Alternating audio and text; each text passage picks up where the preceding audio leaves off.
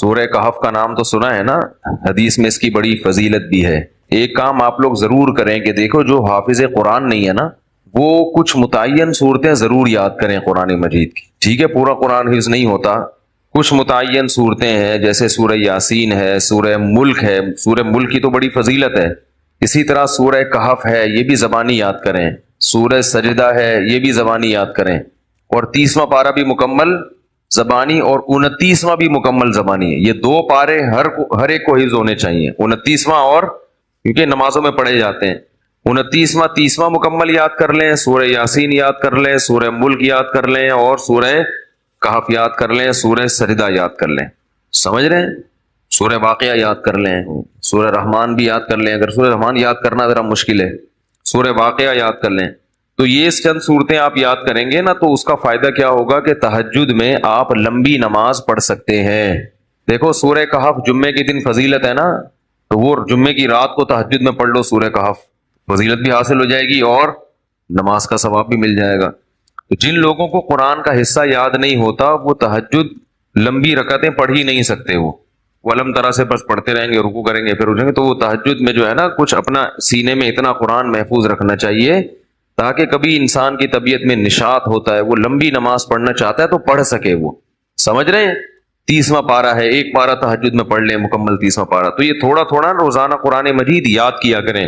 کیا ہو گیا بھائی؟ روزانہ آج سے عزم کریں کہ ہم روزانہ قرآن کا بے شک کچھ نہیں 4 لائنیں زبانی یاد کر لیں گے، ایک صفحے 15 لائنوں والا قرآن لے لیں، کیونکہ زیادہ تر حافظ میں نے دیکھے 15 لائنوں کے، ایک ہی ہمیشہ یاد، جب بھی قرآن حفظ کرنا ہے نا تو ایک ہی جیسے قرآن سے حفظ کرنا ہے، ورنہ بہت کنفیوز ہو جائیں گے۔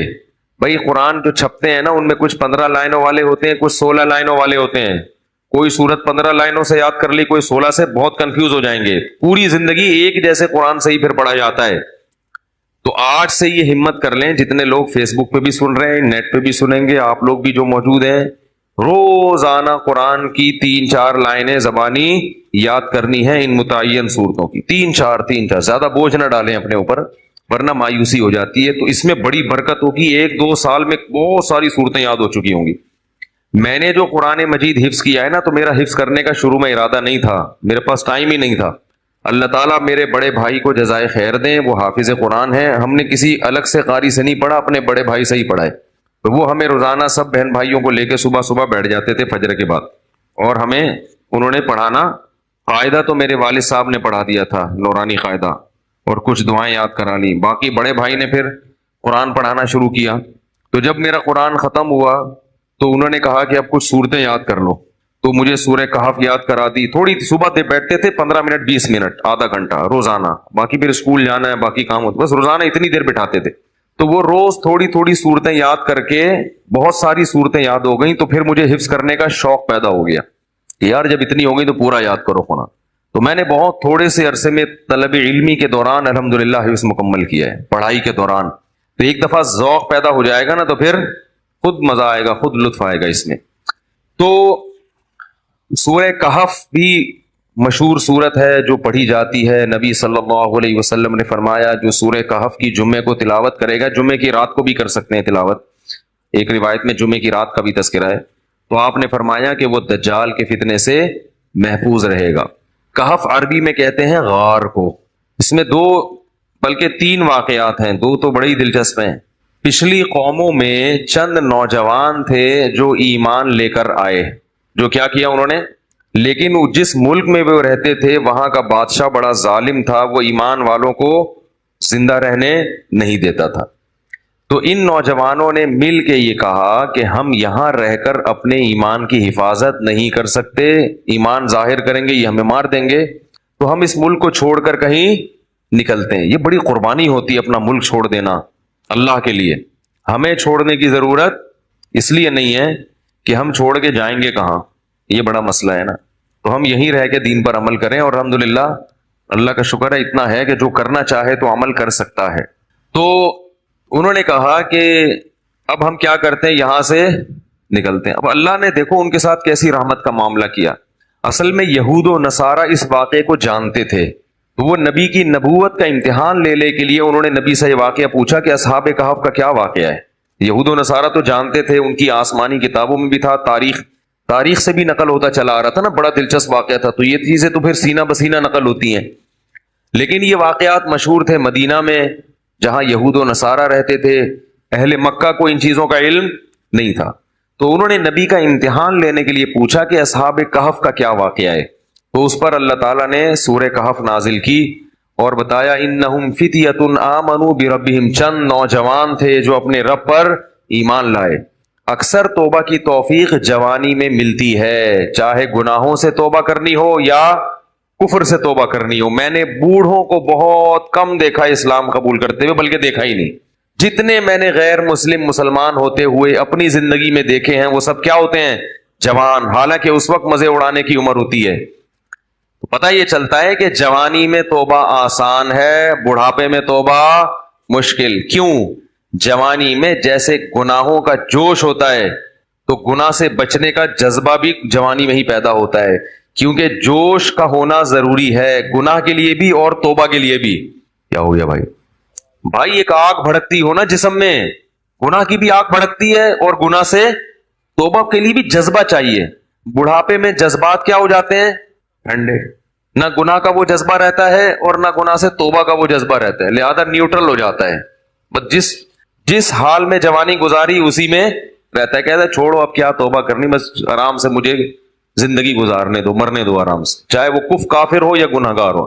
اس لیے یہ نہیں کہ بڑھاپے میں توبہ قبول نہیں ہے، قبول تو بڑھاپے میں بھی ہے، مگر بڑھاپے میں توبہ کی توفیق ملتی نہیں ہے. تو اس لیے جوانی میں ہی توبہ کر لو، اور اسی سال کر لو، اور اسی رمضان میں کر لو، اور اسی اعتکاف میں کر لو، اور ابھی کر لو. شیطان کہے گا کل عید کے بعد کروں گا، پہلے 2-4 فلمیں دیکھوں گا عید کے بعد جو نئی ریلیز ہوں گی ہیں، اور پھر جو ساری مستیاں اپنی پوری کروں گا، نکالوں گا، مزے اڑاؤں گا، پھر کیا کروں گا؟ تسلی سے آخر میں توبہ کر لوں گا. جس نے یہ سوچ کے توبہ کو ڈیلے کیا، مؤخر کیا، اس سے بڑا بے وقوف دنیا میں کوئی نہیں ہے. ایسا نہیں ہوتا. کرنی ہے تو کرو ابھی. اللہ تعالیٰ توبہ کی توفیق دے. آج رات اٹھ کے نا اللہ سے خوب گڑ گڑا کے مانگے، اللہ جتنے گناہ تھے ہم نے چھوڑ دیے. بس ہمت کرو، ہمت کے بغیر دنیا میں کچھ بھی نہیں ہوتا. تو ان نوجوانوں نے کیا کہا بھائی؟ ہمت کرتے ہیں. فتیہ، قرآن کیا کہہ رہے ہیں؟ نوجوان تھے. فتن کی جمع فتیہ آتی ہے. تو انہوں نے کہا کہ بھائی وَإِذِ اعْتَزَلْتُمُوهُمْ وَمَا يَعْبُدُونَ إِلَّا اللَّهَ فَأْوُوا إِلَى الْكَهْفِ، چلو یہاں سے بھاگ کے کسی غار میں پناہ لیتے ہیں، وہاں جا کے سوچیں گے کہ کل کرنا کیا ہے، اگلا پلان کیا. ابھی تو یہاں سے نکلو، یہاں رہ کے کچھ نہیں ہو سکتا. انہیں کیا پتا تھا کہ ان کی اس قربانی پر اللہ ان کو کیسا نوازنے والا ہے. اللہ بڑا شکور ہے. اللہ کا ایک نام ہے شکور. شکور پتہ ہے کسے کہتے ہیں؟ قدردان. آپ تھوڑا کریں اور وہ نوازے بہت زیادہ، اس کو شکور کہتے ہیں. تھوڑی قربانی آپ دو گے مگر وہ نوازے گا بہت زیادہ. اللہ ایسا کرتے ہیں. تو یہ نوجوان نکل کے گئے ہیں اور انہوں نے غار میں کیا کی؟ پناہ لی. وہاں بیٹھ چلے گئے ہیں، نیند آ گئی، سو گئے. ساتھ ان کا کتا بھی تھا.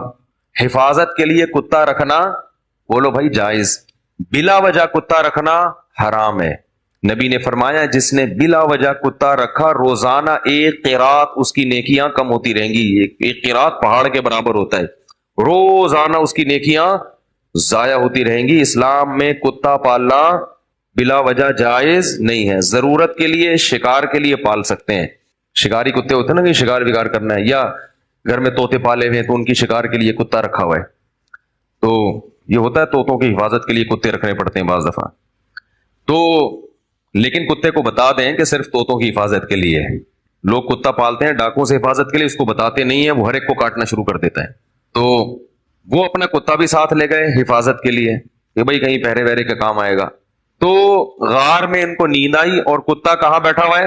غار کے کنارے پہ. وہ حفاظت کے لیے بیٹھا ہوا تھا کہ بھئی کوئی آئے گا تو بھونک کے ان کو بتائے گا بھئی بندہ آیا ہوا کوئی.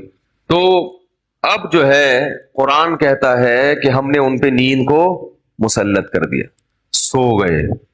وَلَبِثُوا فِي كَهْفِهِمْ 300 سِنِينَ وَازْدَادُوا 9 309 سال سوئے ہیں. کتنے؟ 309 سال. وَنُقَلِّبُهُمْ ذَاتَ الْيَمِينِ وَذَاتَ الشِّمَالِ، اگر انسان ایک ہی پہلو پہ لیٹا رہے نا تو زمین کھا جاتی ہے اس کو. تو اللہ فرماتے ہم ان کو کروٹیں بھی دلاتے رہے. وَتَرَى الشَّمْسَ إِذَا طَلَعَتْ تَزَاوَرُ عَنْ كَهْفِهِمْ ذَاتَ الْيَمِينِ وَذَاتَ الشِّمَالِ وَإِذَا غَرَبَتْ تَقْرِضُهُمْ. جب سورج نکلتا تھا تو وہ بھی کترا کے نکلتا تھا، روشنی جائے گی مگر تیز دھوپ نہیں جائے گی، تاکہ سورج کی جلن، سورج کی کرنیں ان کی اسکن کو خراب نہ کریں. اور اللہ فرماتے ہیں 309 سال تک کتا جس انداز میں بیٹھا رہا ہے، لَوِ اطَّلَعْتَ لَوَلَّيْتَ مِنْهُمْ رُعْبًا وَلَمُلِئْتَ مِنْهُمْ فرارا. وہ کیا ہے؟ لَوِ اطَّلَعْتَ عَلَيْهِمْ لَوَلَّيْتَ مِنْهُمْ فِرَارًا وَلَمُلِئْتَ مِنْهُمْ رُعْبًا، کہ تم اس کتے کو دیکھتے تو روب کی وجہ سے وہاں سے بھاگ جاتے. اللہ نے کتے پر ایسا روب ڈال دیا کہ کوئی بھی اس کے قریب پٹک نہیں سکتا، تاکہ ایسا نہ ہو کہ 309 سال میں ظاہر ہے کتنے لوگ یہاں سے گزریں گے، غار میں جا کے ان کو نقصان نہ پہنچائے. تو کتے کی ایسی وحشت. 309 سال کے بعد اللہ نے ان کو اس دوران کیا ہوا؟ وہاں حکومت کا کیا ہو گیا؟ بادشاہ مر گیا، پوری رعایا تبدیل ہو گئی، کوئی نیک بادشاہ آ گیا اس ملک میں جو توحید پرست تھا اور نیک لوگوں کی قدر کرتا تھا. پوری رعایا تبدیل ہو گئی، حکومت تبدیل ہو گئی 309 سال میں. تو یہ 309 سال کے بعد سو کے اٹھے ہیں. اب پریشان ہے کہ یار ہم کتنا سوئے ہیں. کسی نے کہا کہ ہم 24 گھنٹے سوئے ہیں، کسی نے کہا کہ نہیں بھائی آدھا، کیونکہ یہ تو سوچ ہی نہیں سکتے تھے نا اتنے 100 سال تک ہم سوتے رہے. تو ایک نے کہا کہ اللہ ربکم اعلم بما لبثتم، اللہ کو پتا ہے بھائی کتنا سوئے ہیں، چھوڑو اس بحث میں کیا پڑھنا، 24 گھنٹے یا آدھا دن یا ایک دن، چھوڑو کیا کرنا اس بحث. تو ایسا کرو فبعثوا بورقکم هذه الى المدینہ. کیا ہوا بھائی؟ فبعثوا بورقکم هذه الى المدینہ، یہ سکہ رائج الوقت لے کے جاؤ. کیا کرو؟ سکہ رائج الوقت. یہ رائج الوقت میں خود لگا رہا ہوں کیونکہ آج کسی کا نکاح پڑا ہے نا جمعے میں، اس میں لکھا تھا 1 لاکھ روپے سکہ رائج الوقت. تو یہ پرانی اصطلاحات پتہ نہیں لوگ کیوں استعمال کرتے ہیں بھائی. تو رائج الوقت ہی ہے اور کیا ہوگا. بیوی رائج الوقت ہے، دولہا رائج الوقت چل رہا ہے، تو سکہ بھی کون سا ہوگا؟ رائج الوقت ہی ہوگا. تو انہوں نے کہا کہ یہ سکے لے کے جاؤ، کرنسی لے کے جاؤ. فَلْيَنْظُرْ أَيُّهَا أَزْكَىٰ طَعَامًا، اور دیکھ کر آؤ کون سا پاکیزہ کھانا ہے، کیونکہ غیر مسلم ریاست ہے، حلال ملنا، اس سے پتہ چلتا ہے کہ غیر مسلم اسٹیٹ میں رہنا بڑا مشکل کام ہے. لوگ یورپ امریکہ میں جا کے جو آئے کھا لیتے، کہتے بسم اللہ پڑھ کے کھا لو، یہاں کیا حلال حرام، اتنا مشکل کام ہے. نہیں، آپ کو تحقیق کرنی پڑے گی. غیر مسلم ملک میں گوشت کھانا آپ کے لیے حلال نہیں ہے جب تک کہ یقین نہ ہو کہ یہ حلال طریقے سے ذبح کیا گیا ہے. اور محض حلال کا ٹھپا کافی بولو یار نہیں ہے. کہتے اس پہ حلال کا ٹھپا لگانے میں کتنے ٹائم لگتا ہے. لوگوں نے مہرے بنا کے رکھی ہوئی، حلال لکھا ہوا ہے ہر چیز پہ، سور پہ بھی ٹھپا لگا رہے ہیں حلال. جو چیز آ رہی ہے اس پہ کیا لگا دیتے ہیں؟ حلال کا ٹھپا. جو بھی ان ملکوں میں رہتے ہیں ان کی ذمہ داری ہے کہ چکن کھا رہے ہیں، بکرا کھا رہے ہیں، جا کے پہلے تحقیق کریں کہ اس کمپنی میں حلال ہے بھی یا نہیں ہے. مشینی ذبیحہ ہماری تحقیق میں حلال نہیں ہے. قرآن میں صاف ہے کہ جس جانور پر اللہ کا نام نہ لیا جائے اسے کھانا جائز نہیں ہے. اور نام لینے کا مطلب انسان نے نام نہ لیا ہو، مشین کا نام لینا کافی، مراد یہ کہ انسان اس پہ نام لے. تو انسان کا اللہ بسم اللہ اللہ اکبر پڑھنا ضروری ہے. تو یہ بھی پاکستان کی ایک فضیلت ہے کہ یہاں الحمدللہ حلال گوشت وافر مقدار میں ملتا ہے، یقینی حلال ہوتا ہے، اپنے سامنے سے ذبح ہوتا ہے، بالکل صاف نظر آ رہا ہوتا ہے. بڑی نعمت کی بات ہے. بعض ملکوں میں شروع ہو گیا ہے لیکن جہاں بھی گیا ہوں مزہ نہیں آیا، مشکوک ہے، اطمینان نہیں ہوتا. تو فَلْيَنْظُرْ أَيُّهَا أَزْكَىٰ طَعَامًا، دیکھ کر پاکیزہ مال لے کر آؤ. جو غیر مسلم ہے پتہ نہیں مردار بھی کھاتے ہوں گے، تو حلال تلاش کرو. وَلْيَتَلَطَّفْ، اور ذرا احتیاط سے جانا. لا يشعرن بكم احدا، کسی کو پتہ نہ چلے تمہارے بارے میں. چپکے سے جانا، رومال ڈال کے اور پتلی گلی سے راشن خرید کے، کھانا خرید کے لے آنا. انہم ان یظہروا علیکم یرجموکم، کیونکہ ان کو اگر ہمارا پتہ چل گیا ہمیں پتھروں سے مار کے ہلاک کر دیں گے، اتنے دشمن تھے اسلام کے. او یعیدوکم فی ملتہم، یا زبردستی تمہیں اسی دین میں لے آئیں گے. ولن تفلحوا اذا ابدا، پھر تو تم کبھی بھی کامیاب نہیں ہوگے، نقصان ہو جائے گا. ہم تو نہ اس دین میں دوبارہ جا سکتے ہیں اور نہ ہم قتل ہونا چاہتے ہیں کہ پتھروں سے ہمیں کوئی ہلاک کرے. لہذا چپکے سے جاؤ اور پتلی گلی سے واپس آ. وہ جب چپکے سے گیا تو وہ دیکھ کے حیران ہو گیا، وہ یہ کیا ہے بھائی، یہ تو وہ علاقہ ہی نہیں ہے بھائی. تو علاقہ ہی چینج ہو گیا ہے. علاقہ کیا ہو گیا ہے؟ چینج ہو گیا ہے. سندھ والے جو ہے نا علاقے کو کہتے ہیں علاقہ، کہتے ہیں علاقے کی بات ہوتی ہے بھائی. تو وہ تو پورا علاقہ چینج ہو گیا. تو وہ حیران کہ وہ بادشاہ کہاں ہے. انہوں نے کہا کہ وہ بادشاہ تو بھائی 300 سال پرانی بات ہے, اس کے زمانے کی تو ٹرینیں بند ہو گئی ہیں, کون سے بادشاہ کی بات کر رہے ہیں. اس نے کہا بھائی وہ بادشاہ. انہوں نے کہا بھائی وہ پرانے زمانے کا قصہ ہے. انہوں نے پھر وہ کرنسی دکھائی. انہوں نے کہا یہ کرنسی تو 300 سال پہلے اسٹیٹ بینک نے پابندی لگا دی تھی, یہ کون سی کرنسی لے کے گھوم رہے ہو. بہرحال چونکہ تاریخی کتابوں میں نقل ہوتا چلا آ رہا تھا کہ چند لوگ تھے جو ایمان قبول کر کے ملک چھوڑ کر چلے گئے تھے, تو پھر انہوں نے اس کو بھی بلایا اپنے باقی ساتھیوں کو. پھر تحقیق ہوئی تو لوگوں کو یقین آ گیا کہ یہ اللہ نے کیا کیا ان کے ساتھ, ایک کرامت کا معاملہ کیا ہے کہ چونکہ یہ ایمان لائے تھے تو اللہ نے ان کو اس بادشاہ کے شر سے بچانے کے لیے 300 سال بعد والے جہان میں منتقل کر دیا ہے. تو اب لوگ ان کے عقیدت سے ہاتھ پاؤں چومنے لگے اور وہ بڑا ان کی جو ہے نا عقیدت اور محبت کرنے لگے. اور ان کے انتقال کے بعد وہاں انہوں نے لوگوں نے ایک مسجد بنائی اللہ کو یاد رکھنے کے لیے.